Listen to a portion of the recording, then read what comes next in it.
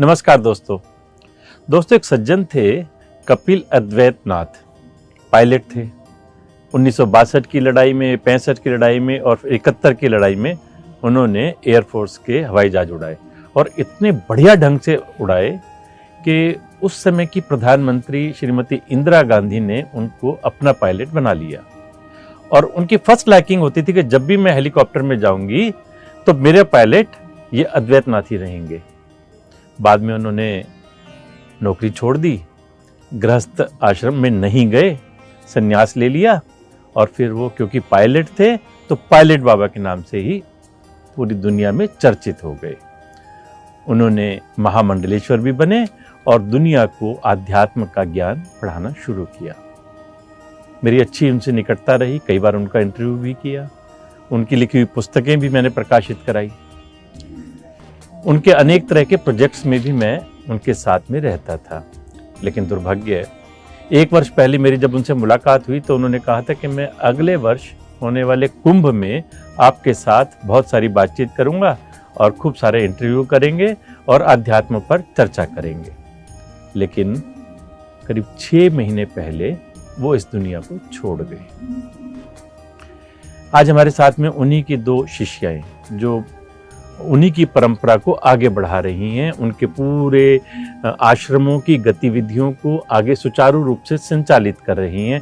जो मिशन उन्होंने लिया था, जो अधूरा रह गया, उसे और सीढ़ियों तक आगे पहुंचाने का काम कर रही हैं और लोगों को अध्यात्म का पाठ सिखा रही हैं, केवल देश में नहीं बल्कि पूरी दुनिया में।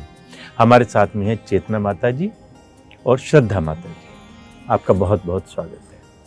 चेतना जी, हम आपसे शुरुआत करेंगे। जब हम पायलट बाबा का स्मरण करते हैं तो आप उनके बहुत निकट रहे और शायद उन्होंने आपको भू समाधि वगैरह भी सिखाई थी। मेरी कई बार उनसे चर्चा होती थी, खुद भी वो जल समाधि, भू समाधि लेते थे और वो मुझे बताते थे कि चेतना जी जो है मेरी सबसे प्रिय शिष्या हैं और उनको भी मैंने ये सब ज्ञान सिखाया है।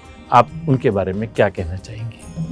नमो नारायण। सबसे पहले मैं अपने गुरु महायोगी पायलट बाबा जी को नमन करती हूँ कि जिनके कारण आज हम लोग संन्यास जीवन की परंपरा को समझ पाए, महामंडलेश्वर पद पर आसीन हो पाए और हमने गुरु जी का सानिध्य, हम 95 से हमें गुरु जी का सानिध्य प्राप्त हुआ। 95 में हम उनसे मिले गुरु जी के, तब हम 12th क्लास में पढ़ते थे। 12वीं क्लास के एग्ज़ाम भी दिए थे तो गुरु जी से मिलना हुआ। उनका समाधि था योग माता जी का, जो बाबा जी की गुरु बहन रही है, उन्होंने भी बहुत समाधि लिया है, जापान से है। और बाबा जी का यज्ञ था हमारे क्षेत्र में, हरियाणा, गुरुग्राम सोना के उस पास में।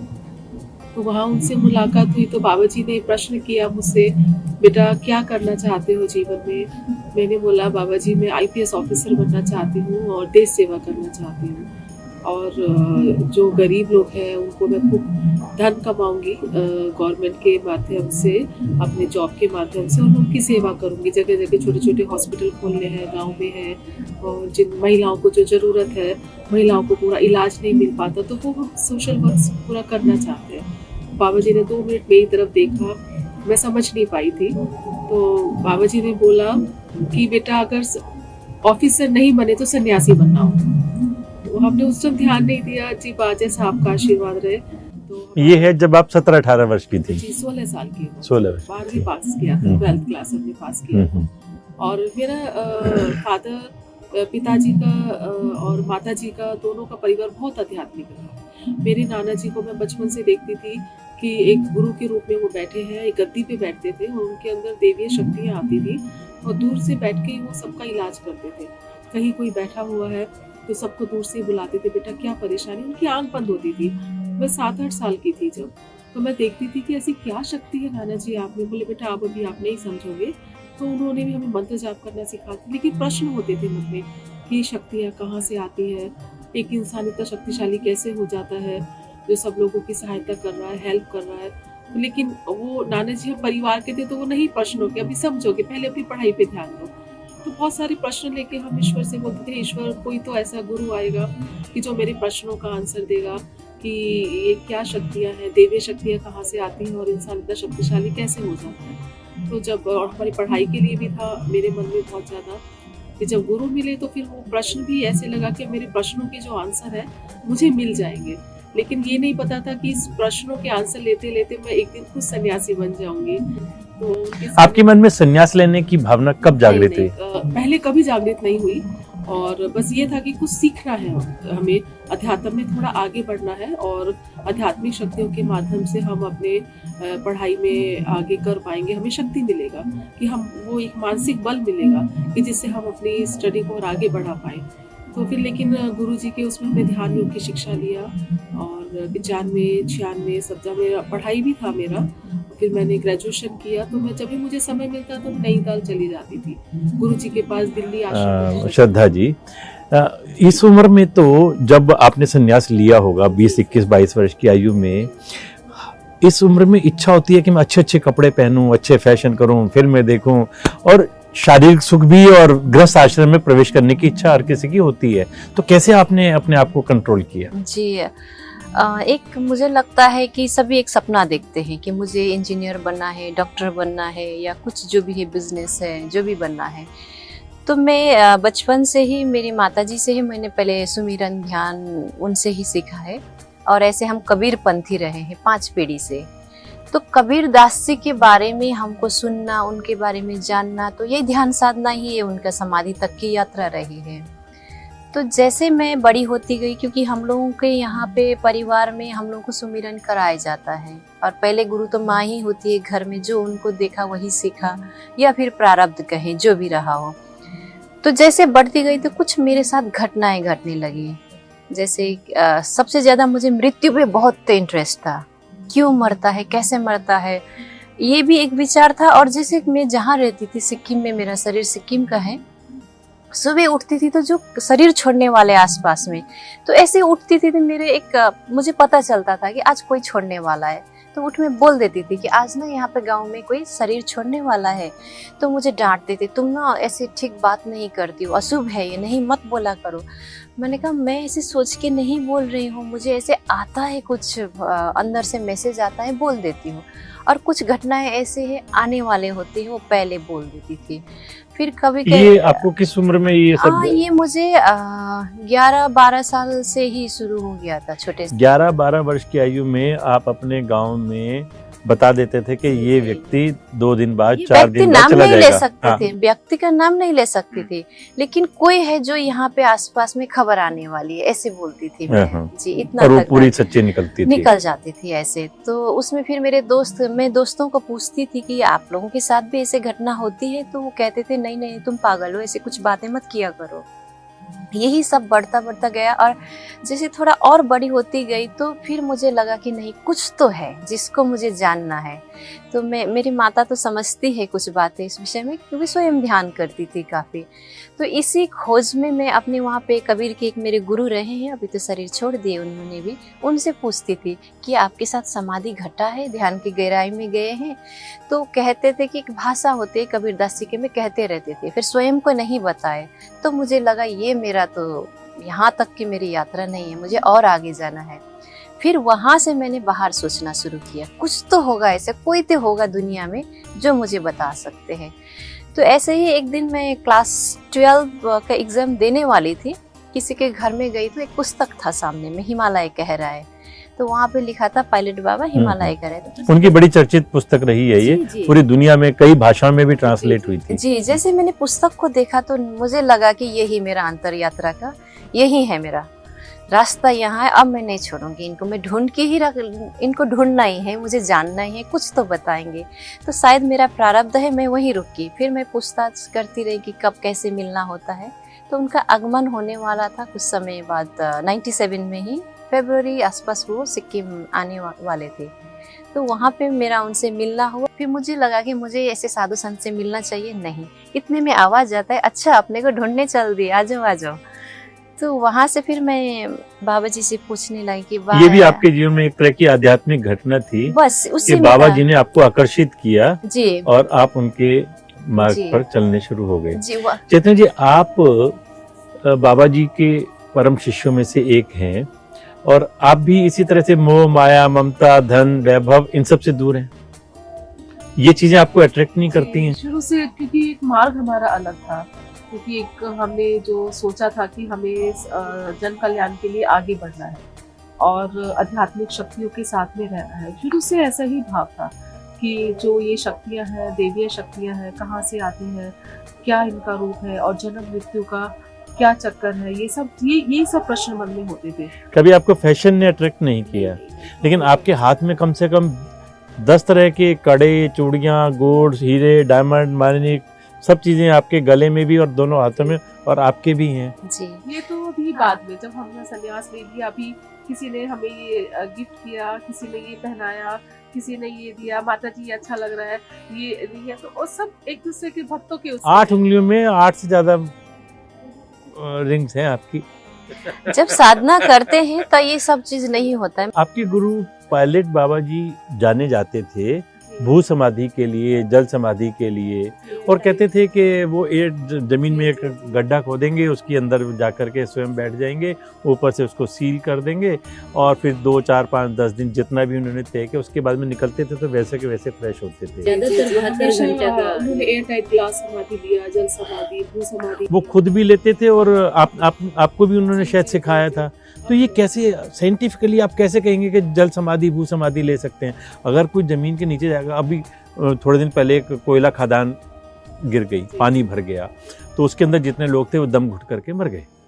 तो आप जब जल समाधि या भू समाधि लेते हैं, ऊपर से एयर टाइट कर देते हैं, तो उसके 5-7-10 दिन बाद आप वैसे ही निकलते हैं कैसे? लोग कहते हैं कि पीछे नीचे से कोई सुरंग होती होगी और उसमें से वो निकल जाते होंगे। जैसे आपने अभी प्रश्न किया था कि आप लोगों को कभी फैशन आकर्षित नहीं किया। जब हम साधना करते थे, निकले थे, तब आप अगर हमें उस समय देखते तो एकदम बहुत सिंपल और किसी चीज से कोई आकर्षण नहीं जीवन में। एक फोकस था, साधना करना है, और गुरु ने हमको इतना तपाया, इतना हमें साधना में बैठाया, और ये जो हमारा समय अभ्यास था, हम घंटों घंटों ध्यान में बैठे रहते थे और अपना सुध बुद्धि भूल जाते थे कि हमको भोजन भी करना है या हमें जल भी ग्रहण करना है, हमें दूध भी ग्रहण करना है, नहीं। तो वो 72 घंटे से ज्यादा हम लोग कंटिन्यू बैठते थे। और कभी बाबा जी जैसे बोलते थे, बेटा लगता है तो डरना नहीं है, फिर सारी संकल्प लेके हमारा संकल्प समाधि होता था। प्राणायाम भी काफी मदद करते हैं। इतना आपने भी भू समाधि ली? जी जी जी। तो भू समाधि के बारे में जरा हमें बताइए कि क्या होती है भू समाधि? जब आप जमीन के नीचे चले जाते हैं, एयर टाइट कर देते हैं, हम खाना ना खाएं तो 2, 4, 10 दिन, 20 दिन रह सकते हैं, पानी ना पिए तब भी शायद 5-7 दिन रुक जाएंगे, लेकिन अगर हम सांस नहीं लेंगे तो सांस ना लेने में तो हम 1 मिनट, 2 मिनट, 3 मिनट में दम घुट जाएगा। जैसे एक आम एग्जाम्पल, जो ध्यान में बैठते हैं और भस्त्रिका बहुत प्रैक्टिस करते हैं, तो जब श्वास दोनों नासिका से चलने लगता है, सुषुम्ना में जाता है, तो अपने आप ब्रीदिंग भी कंट्रोल होता है। एक आम इंसान के लिए, छोटे वक्त के लिए, पर कभी क्या होता है समझ नहीं पाते हैं, और गुरु कृपा होती है, संकल्प होते हैं, सब मिलके वो टाइम शॉर्ट कर देता है उसको। आपने 72 घंटे की भू समाधि ली है? आपने भी? जी जी काफी जी। महीने अच्छा। पहले की साधना हो जाती है। उस समय हम लोग को पूरा भोजन त्यागना पड़ता है और सूप पे रहना पड़ता है और अपने शारीरिक रूप से अपने आप को क्लीन करना पड़ता है, ध्यान, घंटों ध्यान में बैठना है, मंत्र जाप करना है, तब आप पूरे परिपक्व होते एक समाधि में जाने के लिए। अब जैसे पायलट बाबा आपके गुरु नहीं रहे शारीरिक रूप से इस दुनिया में, तो आप औरों को सिखा रहे हैं इसी तरह की मेडिटेशन? जी जी जी जी। हम लोग योग ध्यान के माध्यम से सनातन धर्म को आगे लेके जा रहे हैं। गुरु ने हमें योग ध्यान और मंत्रों की शक्ति से आगे बढ़ाया और यज्ञ हवन हम लोगों ने पूजा गुरु के साथ किया, तो वही शिक्षा, वही संकल्प हम लेके आगे बढ़ रहे हैं। कहाँ कहाँ आपकी गतिविधियां चली हैं? कैसे आप मेडिटेशन सिखाते हैं लोगों को? ध्यान के बहुत प्रकार होते हैं। एक होता है कि अपने को जानना, अपने को समझना। ध्यान के जरिए आप अपने जीवन में कैसे शांति लेके आए, अपनी आत्मिक शांति, अपनी मानसिक शांति, अपनी आत्मा को कैसे शुद्ध कर पाए, और किस तरीके से ध्यान, क्योंकि कभी कभी जीवन में बहुत तनाव होता है। कई लोग चाहते हैं कि हम कंसंट्रेशन पे रहें, हम अपनी जागरूकता कंसंट्रेशन पे बढ़ाएंगे और जीवन में हमारे सहायक, हम कंसंट्रेट कैसे कर पाएंगे आसना चक्र को, जो हमारा इधर होता है आसना चक्र। और कई लोग होते हैं कि हम घंटों, हम आध्यात्मिक शक्तियों को जानना चाहते हैं, हम ध्यान करना चाहते हैं, हम अपने आप को समझना चाहते हैं, हम ईश्वर में लीन होना चाहते हैं। तो ध्यान के बहुत ऐसे प्रकार हैं। तो किस तरीके से कैसे किसको ध्यान सिखाना है, उसके बहुत सारे प्रकार हैं। तत्वों के आधार पर है, चक्रों के आधार पर है, शरीर में आपका संपूर्ण ब्रह्मांड समाहित है। तो जब आप अपने अंदर झांकते हैं तो वो संपूर्ण ब्रह्मांड आपके साथ होता है, उसकी शक्ति आपके साथ होती है। अच्छा, आजकल बाबा जी चले गए, 6 महीने हुए हैं, बहुत सारी कंट्रोवर्सी उनके जाने के बाद शुरू हो गई और आपस में मारपीट भी, एफआईआर करना, एक दूसरे की कंप्लेंट करना, एक दूसरे पर आरोप लगाना, इस तरह की बार बार कई तरह की न्यूज़ आती रहती हैं। क्या कहेंगे आप इसके लिए? हम एक अच्छे गुरु की शिष्य है, महायोगी पायलट बाबा जी की शिक्षा संकल्प आप भी जानते हैं कि उन्होंने क्या शिक्षा दिया। हम सब गुरु भाई बहन है, हम भी तो उस चीज़ों को लेके चल रहे हैं। तो कुछ गुरु भाइयों को थोड़ा समझना चाहिए, समझना पड़ेगा कि हमारे गुरु ने हमें क्या शिक्षा दिया, शांति का संदेश दिया है। उन्होंने कहा कि अपनी ऊर्जाओं को नियंत्रण में रखो, कि क्या परिस्थितियाँ चल रही हैं उसके अनुसार चलो। क्या कभी कुछ क्या होता है कि गलत प्रवृत्तियाँ हर एक जगह होती हैं, कहीं पे भी तो गलत प्रवृत्तियाँ अपना प्रभाव ज़्यादा हावी कर देती है, तो लोग समझ नहीं पाते। लेकिन अगर वो अच्छे ध्यानी और ज्ञानी हैं, आध्यात्मिक शक्तियों से जुड़े हैं, गुरु से जुड़े हैं, तो शायद ऐसा नहीं करते। तो उनको थोड़ा सा समझना होगा, संतुलन नहीं कर पाए हैं थोड़ा सा, तो समय के साथ हो सकता है, ठीक है। जैसे या तो कुछ एक सोच बनाए, हर एक इंसान एक लक्ष्य बनाता है। मैं आई थी, मैंने अपने एक लक्ष्य बनाया था कि कुछ और नहीं देखना है, ठीक है, सुविधा नहीं है, फिर भी मेरा लक्ष्य मुझे प्राप्त करनी है। तो ऐसे ही हो सकता है कुछ संत है, अपना एक परसेप्शन, एक दुनिया उन्होंने बनाया होगा, जो बाबा जी शरीर छोड़ते ही संतुलन नहीं कर पाए हैं और साधना पूरा नहीं हुआ था उनका। तो ऐसा हो सकता है, अपना अपना विचार है, अपना लक्ष्य है। संन्यास भी किस नज़र से संन्यास लिया है, संन्यास को समझ पाए हैं, या वस्त्र ही तो संन्यास नहीं होता है, या फिर एक अंदर से सन्यासी हो जाते फिर वस्त्र पहनते हैं, तो इसमें अंतर है। तो मुझे लगता है कहीं ना कहीं संतुलन नहीं कर पाए हैं। तो समय के साथ गुरु से प्रार्थना करते हैं कि वो भी अच्छा रहें और साधना करें, समझ पाए। बाबा जी की जगह जगह भारत में भी आश्रम है, दिल्ली में, हरिद्वार में, नैनीताल में, उत्तरकाशी में, सासाराम में, और बाबा जी जापान और यूक्रेन, रशिया, जर्मनी काफ़ी जाते थे, वहाँ भी कुछ ना कुछ गतिविधियाँ हैं और वहाँ भी उनके भक्त लोग हैं। तो कई हजार करोड़ का मुझे लगता है उनका साम्राज्य होगा। तो उस सबको कैसे आप संभालेंगे? तो ना बाबा जी के समय से ही सारी व्यवस्थाएं ठीक चल रही है, ऐसा नहीं कि कहीं कोई विवाद है, कुछ है। सासाराम का आश्रम बहुत अच्छा चल रहा है, वहाँ की कमेटी ने संभाला हुआ है। हरिद्वार भी अच्छा चल रहा था, नैनीताल में अच्छी व्यवस्था है, उत्तरकाशी में, सब जगह है। बस थोड़ा सा अभी थोड़ा तनाव ऐसे लग रहा है कि थोड़ी व्यवस्थाओं को, लेकिन बट ऐसे देखो तो कोई ऐसी बात नहीं है। गुरु सब ठीक से अच्छे से लाखों शिष्य हैं गुरुदेव के, गुरु भाई बहन हमारा लाखों है, उनमें से चंद लोग को है थोड़ा सा हो सकता है कुछ, वही बोले कि संतुलन नहीं कर पाए, ऐसे तो सब ठीक है। अब बाबा जी तो गृहस्थ थे नहीं, उनका कोई उत्तराधिकारी ऐसा पारिवारिक रूप से तो कोई है नहीं, तो उन्होंने किसको अपना उत्तराधिकारी बनाया? कोई बिल वगैरह बना करके गए? वो बिल बना के गए हैं जिसमें हम लोग हैं, माता जी संरक्षक है, और सभी को उन्होंने अलग अलग काम दिया है। बहुत सारे लोग हैं उसमें, राजनेता लोग भी हैं, और जो संरक्षक दल जो पुलिस में होते हैं उनको भी, अखाड़े को भी दिया हुआ है। योग माता जी हमारी संरक्षक है, और काफी लोग नाम। मुख्य रूप से उन्होंने उत्तराधिकारी किसको बनाया? आप दोनों को। तो उनका जो जितने भी आश्रम है उनकी देखभाल करना, उन्हें आगे चलाना और उनके लक्ष्यों को आगे बढ़ाना। योग माता की संरक्षक में आप दोनों इस सबको बढ़ा रहे हैं। रहती है, कभी आती, लेकिन वो हमें अभी गाइड कर रही है, बहुत सबको गाइड कर रही है। आश्रम में सभी साधु संत को बोलती है कि प्रेम से रहो, और हम भी यही चाहते हैं, क्योंकि हमने कभी जीवन में बहुत लड़ाई झगड़े नहीं देखे अपने गुरु के साथ में, और गुरु ने हमें कभी पढ़ने भी नहीं दिया, बेटा आप अपने ध्यान साधना से, क्योंकि आपका जन्म ध्यान योग में पारंगत होकर उस चीज को समाज में ले जाने के लिए है। हम आपकी ऊर्जाओं को ये सब लड़ाई झगड़ा ये सब में नहीं वेस्ट करना चाहते, लेकिन आप लोग नहीं समझते, किसी को भी नहीं कहते थे। वो सबको यही समझाया, बेटा आपसी सहयोग रहो और आपस में मिल के रहो, बहुत आगे तक ये संकल्प सबको लेके जाना है। तो थोड़ा समझ का है, लोग समझेंगे तो बहुत कुछ अच्छा समय शायद सब कुछ ठीक कर देगा, और जो लोग गलत रास्ते पर जा रहे हैं शायद वे भी पूज्य पायलट बाबा का स्मरण करके और ठीक रास्ते पर आ जाएंगे। मैं आपसे एक चर्चा करना चाहता हूँ कि सिद्धियों के बारे में।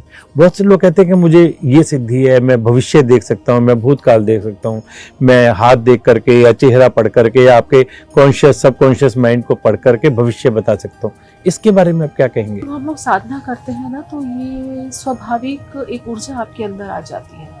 जब आप बहुत ध्यान में गहराइयों में जाते हैं, जैसे हम लोग हैं, और शुरू से हम लोगों को काफ़ी कुछ अनुभव होता था जब ध्यान में, तो ये किस तरीके का किसका चेहरा और आ रहा है, इसका स्वभाव कैसा है, किस तरीके की इसमें कुछ नेगेटिव ऊर्जा है या पॉजिटिव ऊर्जा कितनी है, वो समझ में आ जाता है। और कभी कभी जब आप ध्यान में बैठते हैं तो कहीं कुछ घटना घटने वाली होती है, वो भी आपको दिखने लग जाती है। और जब या फिर आप संकल्प लेते हैं और ईश्वर को समर्पित करते हैं कि कहाँ क्या आप करना चाह रहे हैं, कहाँ क्या हो रहा है, तो ऑटोमेटिकली आ जाती है। कभी जब हम साधना करते थे तो हमारे खुद के अनुभव ऐसे हैं कि जब अमेरिका का ट्विन टावर का जब 9/11 की घटना। हाँ ब्लास्ट, तो जब 11 सितंबर की बात थी, तो 5 सितंबर को मैं उठी और मैंने देखा कि प्लेन आए हैं और बिल्डिंग में क्रैश हो रहे हैं और मैं घबरा के उठी। मैंने कहा ऐसे कितने लोग मर रहे हैं, बचा रहे हैं। मैंने कहा ये कैसा सपना था। तो 5 सितंबर की बात है, तो कोई श्रद्धा माता भी शायद साथ ही 1-2 लोग आए। मैंने कहा माते ऐसे ऐसे सपना देखा है। फिर मैंने बाबा जी को बताया, बाबा जी चुप हो गए कि ऐसा कैसे है। तो फिर मुझे लगा कभी कभी शायद दिखता है, भगवान करे कुछ ऐसा ना हो। तो 9/11 की घटना 4 दिन पहले 5 तारीख को आपके सपने में आ गई थी। वही ऐसे आए हैं, क्रैश हो रहे हैं, उसमें लोग मर रहे हैं, धुआं धुआं हो रहा है और मैं बचाने की कोशिश, लेकिन मैं बचा नहीं पा रही हूँ। तो आपको ट्विन टावर दिखाई दिए थे? आपको लग गया था कि न्यूयॉर्क के ट्विन टावर ही गिरेंगे? ये नहीं पता, लेकिन 2 बड़ी बिल्डिंग्स है और प्लेन है और वो उस बिल्डिंग में घुस गए। तो फिर मैं बहुत घबरा गई थी। तो फिर मुझे लगा कि शायद कभी कुछ ऐसा दिखता है या कहीं घटना होने वाली है। तो वो है, फिर गुरु को बताया और बाबा जी शायद बाहर थे, कहीं थे फोन पे, तो चुप हो गए थे। जब 11 को ये आया तो मैं देख चुकी हूँ, भगवान ये क्या हुआ। तब हम लोग बहुत पीक साधना पे थे। फिर ऐसा ही जब केदारनाथ का हुआ था कि 5 से 6 महीने पहले की बात है कि मैंने देखा बाबा जी का आश्रम सब डूब रहा है, हो रहा है, ये क्या हो रहा है। और पानी का बहाव आ रहा है और पूरा सब मूर्तियाँ टूट रही है, ये भगवान क्या है। फिर हम और श्रद्धा माता और हम लोग जो ग्रुप था, हम शिव के मंदिर में घुस गए हैं और हमने शिवलिंग को पकड़ लिया शिव के। तो मैंने कहा अब हम बच जाएंगे। मैंने कहा फिर भी देखो मंदिर के बाहर पूरा पानी आ रहा है और हम लोग अंदर बचे। मैंने कहा हम लोग तो बचे रहेंगे। और पूरा पहाड़ से तहस में सब पूरा इससे दिख रहा है। लेकिन फिर जब 3-4 महीने बाद मैंने कहा, फिर मैं ध्यान में वापस गई, ये सब दिख रहा था। तो ये 2 और वही साधना का ये बहुत हमारा चरम सीमा थी। उस टाइम हम बहुत साधना करते थे। तो फिर ऑटोमेटिक, लेकिन हम कुछ कर नहीं पाए, किसी चीज को हम बचा नहीं पाए। की बातचीत से मुझे लगता है कि आपको आभास तो हो गया कि ये दुर्घटना होगी, लेकिन आप उसको रोक नहीं सकते। वही सर, आपने जैसे बोला कि प्रकृति का है, श्री कृष्ण महाभारत नहीं रोक पाए, राम के होते रामायण नहीं रोकी। तो जो प्रकृति ने लिख दिया है, लेकिन गुरु हमें बोलते हैं कि बेटा जब कभी कुछ ऐसा हो तो माला जाप करो, प्रे करो। तो हो सकता है कि जो बहुत होने वाला तो थोड़े में कम में हो जाए। तो करते हैं कि ऐसा कुछ जो इसको ऐसे ही कहते हैं कि जैसे बारिश होनी है तो छाता आपके पास में है तो कम भीगोगे, लेकिन थोड़े बहुत छींटे तो पड़ेंगे ही। कुछ लोग कहते हैं कि कर्ण पिशाचिनी सिद्धि होती है, यानी कि जो अकाल मृत्यु हो गई और उसकी आत्मा भटक रही है तो कुछ लोग उसको वश में कर लेते हैं और फिर वो उनके लिए कर्ण पिशाचिनी का काम करती है, उसके सबकॉन्शियस माइंड को पढ़ करके बता देते हैं। ये कहाँ तक आप इसको सच मानते हैं? गुरुजी हमारे बताते थे, हम लोगों ने बहुत इस चीज का अनुभव, उन्होंने हमें नहीं, लेकिन उन्होंने अनुभव किया था। गुरु ने बहुत साधना किया, महायोगी पायलट बाबा जी ने शमशान में साधना किया, हर सिद्धियों को बहुत बारीकी से देखा। फिर उन्होंने बोला बेटा नहीं, ये लॉन्ग समय के लिए, इससे भी हमें पार जाना है। ये सब आपको आपके साधना के में बाधक बना देंगी, वहीं रोक के रख देंगी ये सिद्धियाँ। सिद्धियों में आप पड़ गए तो आपका जो साधना का जीवन है, जो आपकी तपस्या, वहीं रुक जाएगी। इससे आपको आगे पार जाना है। बोले मैंने भी सब किया, सबका अनुभव किया, लेकिन मैंने छोड़ दिया। फिर उन्होंने हमें आज्ञा नहीं दी ये सब सिद्धियों में करने की। बोले अपने जो ध्यान, योग और समाधि, उसको लेके चलना है, सकारात्मक शक्तियों के साथ आपको चलना है। यक्षिणी है और कर्ण पिशाचिनी है, 2 चीजें। यक्षिणी थोड़ा सात्विक तरीके से होते, कर्ण पिशाचिनी थोड़ा दूसरी तरह से होते। आपने साधा इन पिशाचिनी को? पिशाचिनी को हम उस तरफ नहीं जाना चाहते। यक्षिणी के तरफ अच्छा रहता है क्योंकि वो सहायता करती है, सकारात्मक सात्विकता की तरफ होती है। और कर्ण पिशाचिनी थोड़ा अलग रहते हैं। आपने 2007 में महामंडलेश्वर की उपाधि आपको मिली और शायद वो पहली बार था कि किसी महिला को उस अखाड़े का महामंडलेश्वर पद दिया गया था। आपको कैसा महसूस हुआ कि आप तो एक तरह से पायनियर हो गए, सबसे फर्स्ट महामंडलेश्वर आप बने? जी साधना करते थे, हमने कभी बाबा जी को संन्यास का भी नहीं बोला था। हमको लगता था कि हम गुरु के सानिध्य में हमने सब कुछ पा लिया, हमें गुरु ने बहुत कुछ दे दिया, तो हम ऐसा लगता है अंदर से हम साधु बन चुके हैं। अब हमें वस्त्र का, लेकिन फिर गुरु ने बोला कि नहीं बेटा, एक आपको भगवा वस्त्र में तो आना ही है, और एक सामाजिक परंपरा होती है, उससे जुड़ना है। अभी हिमालय पे गए हैं, अकेले रह रहे हैं, वो बात अलग है। जब समाज में आने के लिए आपको एक सुरक्षा चाहिए, एक सामाजिक व्यवस्था चाहिए, तो फिर उन्होंने संन्यास के लिए बोला, ठीक है गुरु आप बोल रहे हैं हम संन्यास लेंगे, तो हमने संन्यास लिया। फिर आगे जब ये जूना अखाड़े के पद की बात आई कि महिलाओं को नहीं बना रहे थे, तो बाबा जी ने बोला कि जूना अखाड़े को आप पीछे रह जाओगे, सब अखाड़े आगे निकल रहे, क्योंकि वो महिला शक्ति को आगे कर रहे हैं, और आप महिला शक्तियों को नमन और आगे नहीं करेंगे तो फिर जूना अखाड़े को कोई नहीं पहचानेगा। फिर हमको ये भी नहीं था कि हमें पद चाहिए, कभी हमें पद प्रतिष्ठा से कभी लगाव नहीं था, सिर्फ अपनी साधना और गुरु सेवा में, और गुरु जैसा आज्ञा दे रहे वैसा हमें करना है। फिर गुरु ने बोला महामंडलेश्वर पद, और हम और श्रद्धा माता नहीं लेना चाह रहे थे, और हम लोग ये थोड़ा बता रहे हैं, हमने कभी किसी को बोला नहीं, हम लोग बहुत थोड़ा रोए भी कि बाबा हमको नहीं लेना, हमको पद में नहीं जाना है, हमको प्रतिष्ठा में नहीं जाना है। फिर ऐसा लगेगा कि हम किसी पद पे हैं तो जिम्मेदारी होंगी और हमको वापस जाने का रास्ता भी बंद हो जाएगा, साधना ना छूट जाए, पद में ना पड़ जाए। तो हम लोग बहुत रोए।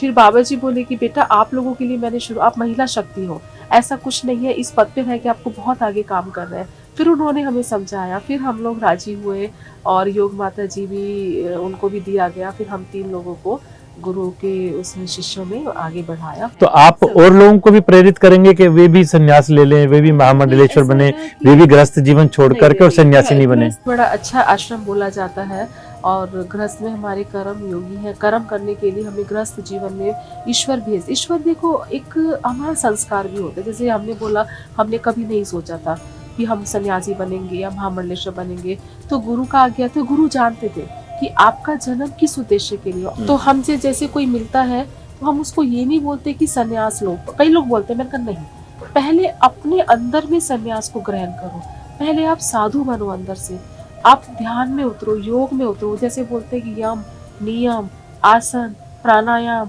प्रत्याहार, धारणा, ध्यान, समाधि, इसमें उतरो। यम नियम में बोलते हैं कि आप अपने को कैसे जीवन स्वभाव कैसे है, आपके विचार क्या है, अपने स्वभाव में परिवर्तन लाओ। पहले अपने आप को ये तो बदलो, थोड़ा टाइम साधना करो, जब आपको लगेगा कि हाँ अब मैं संन्यास के लिए तैयार हूँ। संन्यास आसान नहीं है, देखने में लगता है कि अच्छा इन्होंने लिया, अच्छा ये सब बहुत अच्छा लग रहा है, ये बच्चा, ये सब नहीं है, ये सब ठीक है अभी का है, अभी कुछ समय बाद सब उतर जाएगा। साधना में आप पारंगत हो पाओगे, अपनी इच्छाओं को मार पाओगे, तो बहुत सारी चीजें होती हैं, तब एक सन्यासी पारंगत होता है। तो हम यही सिखाते हैं कि पहले ध्यान योग से जुड़ो, मंत्रों की शक्ति से जुड़ो, अपने विचारों में परिवर्तन लाओ और अपने अंदर में साधुता लाओ। तो जब ये सारा परिवर्तन आ जाएगा तो फिर तो अपने आप ही इच्छा कर जाएगी कि भगवा कपड़े पहन ले। फिर तो फिर भी किसी दो की चीज होता है, एक छोड़ना होता है, एक छूटना होता है। छोड़ के आए आप तो परेशान हो जाएंगे, छूट जाए तो आसान है। जी ठीक है। अब आपने अपने आगे जीवन का क्या लक्ष्य तय किया हुआ है? आपने ध्यान योग साधना ये सब कर ली हैं, और अब आगे क्या करना चाहते हैं? जो गुरु ने हमें सिखाया है, जो रास्ता दिखाया है, जो हमने सीखा है, जो अनुभव हमारे साथ है, जो सबके साथ बांटे और समाज के लिए, राष्ट्र के लिए संकल्प करें। और एक हमारे गुरु जी का विश्व शांति अभियान रहा है, तो उसके लिए कार्य करते हैं, सनातन को आगे ले जाते हैं। अच्छा जीवन जिए, सब लोग स्वस्थ रहें, खुश रहें। जितना जीवन है, जन्म और मृत्यु तो सबका होनी ही है, लेकिन जब मरने के बाद में, मृत्यु होने के बाद जो जिंदा रहे, ऐसा कुछ कार्य करें। और एक ये भी कहना चाहेंगे कि इस महाकुंभी नगरी में ये महाकुंभ आस्था का पर्व और हमारी श्रद्धा का पर्व, हमारी विश्वास का पर्व है। और राकेश जी के माध्यम से अभी हमने देखा कि बहुत सुंदर व्यवस्था की हुई है। यज्ञ हवन पूजा की भी व्यवस्था है कि लोग आए, आस्था के संगम में डुबकी लगाएं और हवन पूजा करें, अपने संकल्प को, अपनी मनोकामना को पूर्ण करें। ये गंगा मैया सबकी मनोकामना पूर्ण करे। और सारे जो जितने सनातन धर्मी लोग हैं यहाँ पे या विदेश में, सब है, सबकी इच्छाओं को पूरी करें। और अपनी हमें सरकार को भी धन्यवाद देना चाहूँगी, योगी सरकार, मोदी जी सरकार ने बहुत अच्छी व्यवस्था की है। आज हम सब लोग सुरक्षित हैं यहाँ उनकी व्यवस्थाओं में। थोड़ी बहुत कभी व्यवस्था ऐसी हो जाती है, लेकिन करोड़ों लोगों को हमको संभालना है। हम 5 लोगों का परिवार नहीं संभाल पाते हैं। आज इतने करोड़ों लोगों की आस्था की जो नगरी है उसमें वो डुबकी लगाने आ रहे हैं, तो बहुत बड़ी बात है। देश विदेश से लोग आ रहे हैं, तो बस हमारा देश सुरक्षित रहे, हम लोग सुरक्षित रहें, विश्व में कल्याण हो, पूरी मानव जाति का कल्याण हो। हर हर महादेव। बहुत बहुत धन्यवाद। तो आप आपकी भगवान मनोकामना पूरी करेंगे। और आप जिस लक्ष्य को लेकर के चल रहे हैं, महायोगी पायलट बाबा ने जो एक बहुत बड़ी जिम्मेवारी आप दोनों के कंधों पर दी है, पूरे विश्व में शांति की और ध्यान योग साधना के प्रचार प्रसार की, आप उसमें निश्चित रूप से कामयाब होंगे। हमारी बहुत बहुत शुभकामनाएं। धन्यवाद। नमस्कार।